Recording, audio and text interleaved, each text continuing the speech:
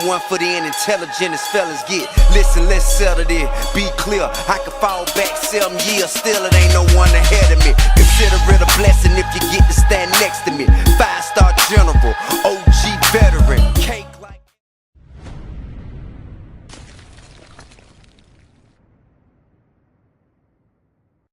What's up, everybody? Welcome to BioS3 Raw TV. This is a little recap, heart to heart, a few days after my competition at the Team Universe. And, you know, there's things I still don't understand about the internet, to be honest with you. I don't understand why some people would pop up and literally say things to purposely just try to hurt me. I mean, you don't know me from a fucking hole in the wall, and I didn't ask for the opinions. I didn't ask for what you think. I don't really fucking want to know what you think. I just kind of go about my way and do my thing.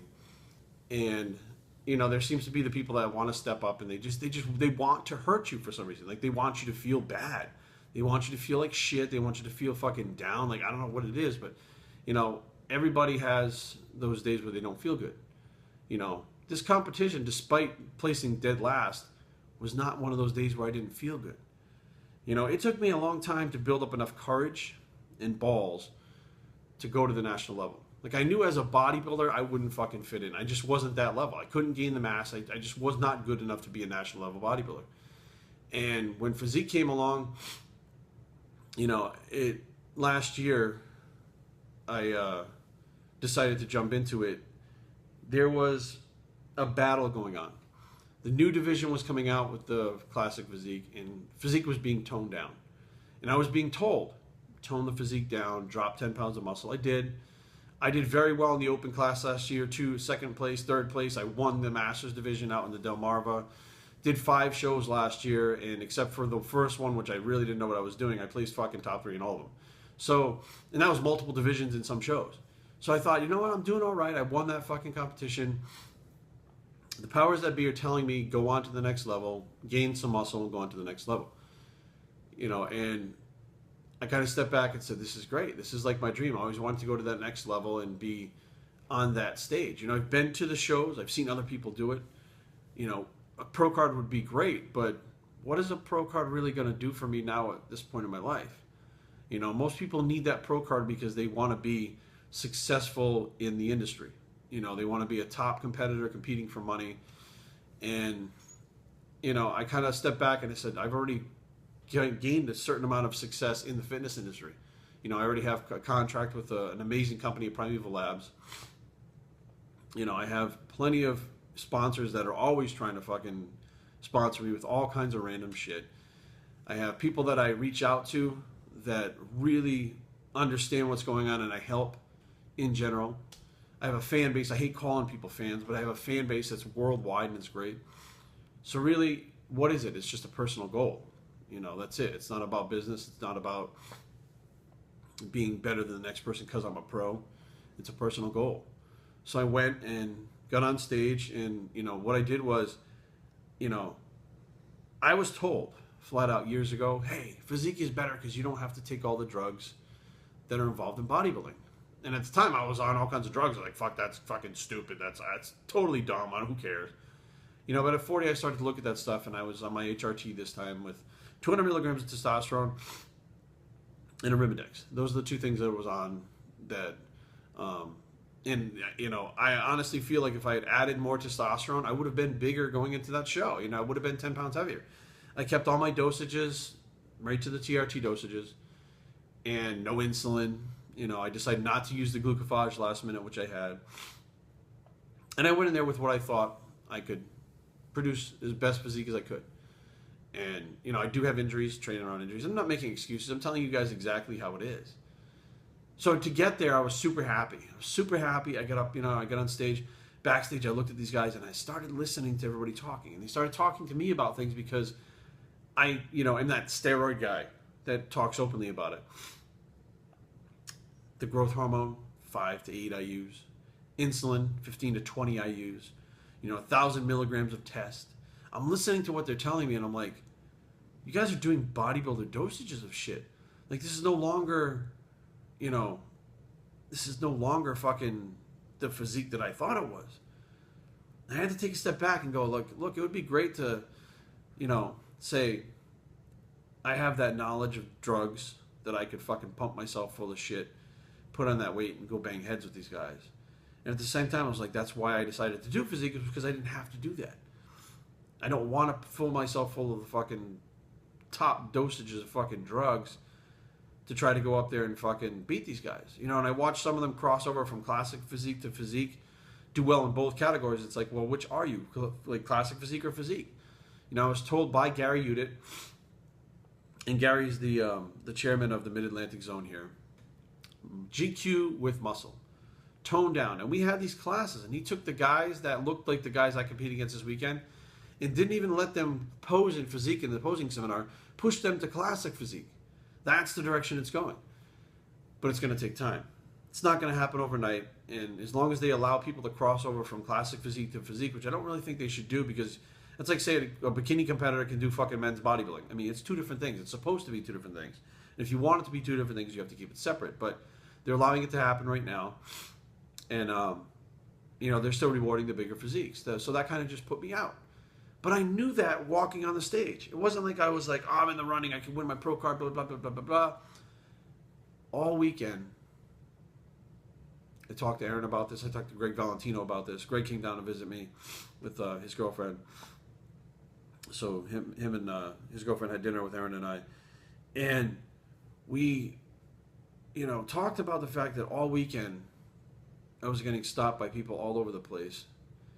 And the interactions that I was having with people had nothing to do with the fact that I could or couldn't win my pro card. It was just the journey in general. It was the people that, there was a guy, I cannot remember his name, and I'm sorry if you see this, I apologize. I'm bad with names, but I'm pretty good with faces. He was in my class, and he grabbed me backstage before the final and said, I don't want to bother you before because we were competing and stuff, and he told me his story. And I went back to my buddy Byron, who's in the back, and I kneeled down. I had tears in my eyes because I'm like, you know what? This is not really about me being a pro.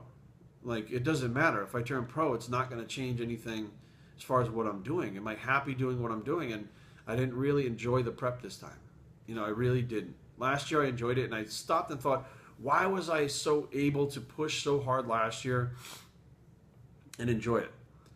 Last year, at the point in my life when Carrie and I split up, I was a very angry person. I was very upset. Things went down that fueled those shows. They fueled me to do 5 shows, and I was trying to keep my head straight, and I was using it as a tool and accomplish my goals last year because I had that stimulus, that outside stimulus pushing me forward, which a lot of people have. Whether it's people making fun of them in school, a breakup, fucking, whatever the case may be, they use that competition as a tool to get past it, which is what I did last year. And this year, going into it, I didn't have stress. I didn't have anger. Aaron and I are doing really well. And the problem was I felt like I missed out on a lot of things this year by deciding to compete. I didn't go to FIBO and Body Power, which I was invited by Kevin Lavroni to go to both to be at his booth. I didn't get to go to FitCon this year, and I've been at all the FitCons for the last 2-3 years. I didn't get to go to the Orlando. There's a bunch of things I didn't do because I had to compete. I had to make sure I stayed in my diet, get my training, and 2 cardio sessions in a day, and et cetera, et cetera. And the time that it was taking away from Aaron and I, which we're happy, and I'm happy. So it became more of a chore to get it done, but I was like, who the fuck? I don't quit. Like, I'm not a quitter. I don't quit. I see shit through. I get it fucking done. So I did. I gave him my best shot. I brought the physique that I thought that they were looking for, and it just wasn't. And that's cool. That's totally cool. And, everybody's like, oh, Jerry, get back on that horse. Put the 10 pounds of muscle on. I don't want 10 pounds of muscle. I'm not going to gain 10 pounds of muscle taking HRT dosages of things. I'm going to fucking have to take shit that I don't want to take. I don't want to do insulin. I don't want to do fucking massive amounts of growth hormone. It cost $1,800 for that weekend just for the hotel room. Okay? It's not including the $500 for the entrance fees, the $400 to board Brady, on top of the food bills and shit that I had leading up to it, and the money that I lost by not doing these expos and stuff. Think about it. That's you're looking at about $5,000 to $6,000 to get up there and basically not really having the drive or the push to want to be there, just to do it, to get it done because I started it. And be honest with you, as soon as I came off stage, I was so relieved that it was over, and that Aaron and I could just like have a fucking day where it was no 2 cardio sessions and there was no, you know, thinking about fucking my next meal. I'll just do whatever the fuck I want for the day. I was really happy about that. And that's the first time in my life that's ever happened. I'm usually all about the fucking next show. You know, last year when I was done with that show, I started for this show. This was not a fucking 8-week prep. This was a fucking 52-week prep that started right afterwards. I went right back to the gym and started fucking training. You know, so, you know, I look back at the weekend and I say, you know, it is what it is. And I'm glad I did the vlogs. And the reason why I did the vlogs, all these fucking YouTubers out there, they only allow themselves to be photographed in certain light, videoed in certain light, videoed from certain fucking angles. They filter the fuck, not Photoshop, but filter the fuck out of their thumbnails, their Instagram, their Facebook, all this shit. They only allow themselves to be seen in the best perfect light to make themselves look like fucking fitness gods. All of them. Very few of them, I can't even think of fucking one offhand, that showed you the shit that I showed you from these vlogs. I didn't look my best in fucking, we don't walk around looking our best 95% of the time. Like 5% of the time, it always comes down to 5%. 5% of the time you look your fucking best. But most of the time, people, you don't look like that. You don't look like these people portray themselves in social media. And that was the idea, to show you, like, look, you know, I'm lean, but I don't look like these other fucking guys. Here's regular fucking lighting. And then I showed, you know, one of my vlogs, regular lighting compared to like fucking half natty lighting, which is what a lot of the other guys use. All of a sudden, you look like a fucking superstar in half natty lighting, but you don't walk around in half natty lighting. You know, like when you look in the mirror, you don't see a god. You see a fucking normal person. But they portray to everyone else that they're fucking, you know, they're up here. They're fucking like gods. You know, they fucking look great all the time, and they get out of bed and they look perfect already. You look at fucking some of those vlogs, I got shit fucking drool stuck to my face, sleep shit stuck in my eye still. Why? Jerry, why did you do that? Because that's fucking real life, people. That's real. This whole fucking thing, it dawned on me, you know, after I got off stage. That's one of the realest shit I've seen on fucking YouTube ever. There was no fucking edits. There was no special lighting. There's no special camera angles. There was nobody following me around a fucking camera to get the right shit. There was no me editing shit out. Everything you saw in those fucking videos was done on this fucking phone camera, and was filmed, then put in the fucking thing. No editing. It was just strung together in a fucking, in iMovie. And, you know, I think that, you know, I got some flack for it. People made fun of me for it. You look like shit. You look like, blah, blah, blah, blah. And I'm like, yeah, because you're used to seeing bullshit. You're used to seeing fucking glamorous bullshit that isn't real. It's not fucking real, guys. It's not. So, you know, in closing, I'm glad I did what I did. I'm glad those vlogs are up. And you can go back and look at them right now. And you'll say, you know, there's nothing fucking glamorous about any of those. You don't feel great through your prep, and you're not fucking shredded all the fucking time. And, you know, like, it's not about fucking fitting Pop-Tarts and eating great and fucking... No. Real life is, you look normal most of the time. You don't feel great all the time. Sometimes you gotta eat shit that you don't want to eat, and fucking you can't tell everybody, well, I'm fitting this into my macros. You know what? A lot of those guys, to get into that contest shape, take that IFYM stuff out, and they just fucking eat very healthy, micro-based foods, but they don't talk about it. They lie. Oh, I'm not doing cardio, but then I see the motherfucker doing cardio at the gym. I literally have heard this girl, I had no cardio for my prep. I saw you every fucking morning doing 45 minutes of fast cardio. I saw it with my own 2 eyes. What the fuck was that for? Were you trying to get your fucking knees warmed up to squat on fucking Thursday, but you were doing cardio on Tuesday? Tell me what the fuck that was about.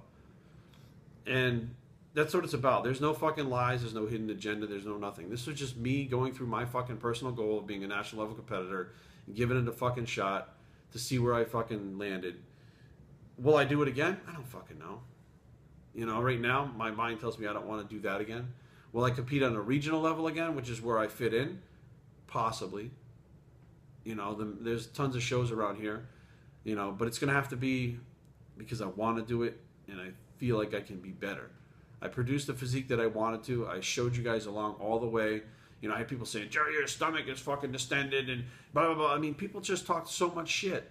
But at that last fucking minute on stage, it doesn't matter what I look like 2 hours before I go on stage. It doesn't matter what I look like a week before I go on stage. It doesn't matter what I look like a month.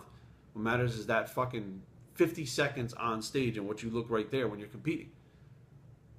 And that's what it was all about. And the fucking tan was right, and the pose was right, and the trunks were right, and fucking I was tight through the waist. I was fucking shredded. Could have been a little fuller, but you know what? I wanted to come in more conditioned than fuller. Stomach was flat as a fucking board. Waist was small. You know, when you look at the pictures, you can't see that fucking, that scar tissue in my fucking shoulder. I posed around that. I did everything I fucking needed to do to produce the look that I wanted to on that stage for 50 fucking seconds. That's what it was about. Control, pushing yourself, controlling all the variables around you, and just doing what you want to do because you want to do it. Not because someone thinks you should do it or they should think you should do it that way or whatever. You know, like Frank Sinatra said, fucking, I did it my way.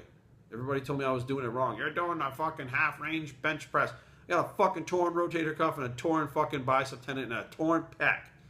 And I still got on fucking stage and didn't get my doors blown off. I may have got last place, but it wasn't like I looked like the fucking toothpick on stage standing next to fucking Yetis.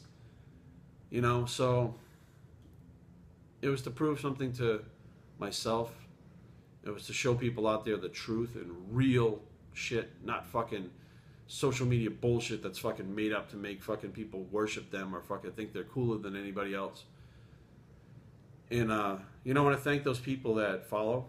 I want to thank those people that come up to me and, you know, you can see the look in their eye. Like they relate because I'm fucking normal. I'm average.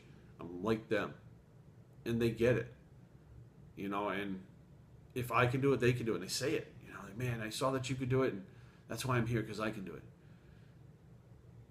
And I think that's what it's really about at this point. I don't think it's about, you know, competing at the next level. It would be great as a personal goal, but as you get older, your personal goals change. And at 40, they're different now. And I saw a lot of those guys needing that pro card because they need to get themselves out of the life that they're in. I was listening to them talk. You know, I was talking with them. I was interacting with them. And, you know, some of them are in a bad way right now. And they think that IFBB pro card is going to pull them out of the lifestyle they're in, money-wise, or whatever the case may be. And it may very well do that. But that's their journey. It's not mine. So in closing, thank you guys for following. I hope this makes sense. And it's not really a rant, but it's me opening up about what happened this weekend. And I'm happy with it. I'm fine. You know, Aaron and I had a great time. Met a lot of great people. Couldn't ask for anything more. And now I'm home listening to Brady snore, which is another great part of my day. And when Erin gets back from getting her hair did, we're going to go train. And I can train whatever the fuck I want, however the fuck I want, and enjoy the time with my fiance at the gym, and then have sushi. bios3training@gmail.com. Leave comments down below, but don't fight. Just don't do it. www.bios3training.com is a blog. It's the don't fight, I'll do what I want bicep, and we're out.